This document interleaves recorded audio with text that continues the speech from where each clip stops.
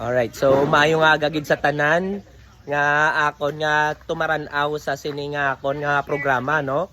Yara kita subong sa isa ka isla sa Ahoy kung sa diin kami naghiwat sang amon nga team building. So mayari kita nga mga lokal nga pumuluyo sini nga isla, no, nga aton pamangkuton kung anong ilang pag sinarayo sila nga isla nga ni. So ari kita subong kagato pamangkuton si MJ. MJ, ano masiling mo? Life-changing. Okay, madamo gid nga salamat.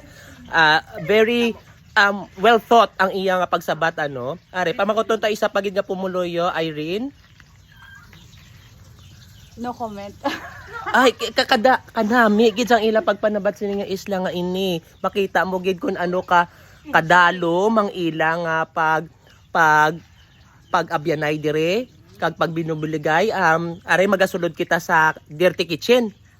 Kung sa diin may pagalutoon sila atong pamangkuton na mga sa sulod sa Dirty Kitchen, alright? Dirty kitchen pero tinlo. Correct. Kay kung dirty na, dapat super dirty kitchen. Okay. Dirty but clean. Ay, ala ka na, may nagsabat na. Okay, masulod na ko. Ayari na.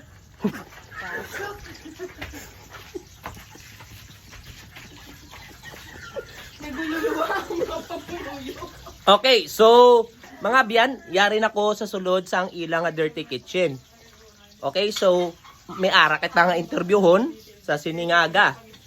Ang ngalan niya si Denisa. Are nga tawag nga gamay nga interview. Denisa? Ginapanawagan to galing ako ng mga pamilya dara sa may Iloilo. Ari kami sa Ahoy. Ano ni malipay ko ano ako sa TV, nay.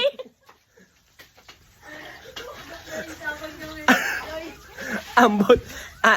Wala ko kabalo kung anong pagdalagan sa inyo nga aton nga vlog nga ini kay do samo-samo ang sinasari lang ginapang wakal ka mga aton ginapang interview, no? Wala dire, wala didto. Pero are sigurado gid ako nga may masabat na gid sang tarong sa sini nga interview. So ari kita sa akon likod ang isa ka lokal nga pumuluyo sang isla nga sang ini sa Ahoy. Pagyara man makita nyo nga sako gid sa kay may ginaluto sa nga isa ka klase nga putahe nga hindi nyo gid matilawan bisan diin. Ari ipakita ko sa inyo ang iya ginaluto. Luto hotdog. Hotdog. Diri nyo gilang na matilawan sa bilog sang isla sang Panay ang hotdog. Nga kon prituhon mo, gakadunot. Magdunot sa Carne Norte, gwa na. Alright. So, are pagong taton interview, karon mabalik ako kag padayunon ta ini. Madamo gid nga salamat.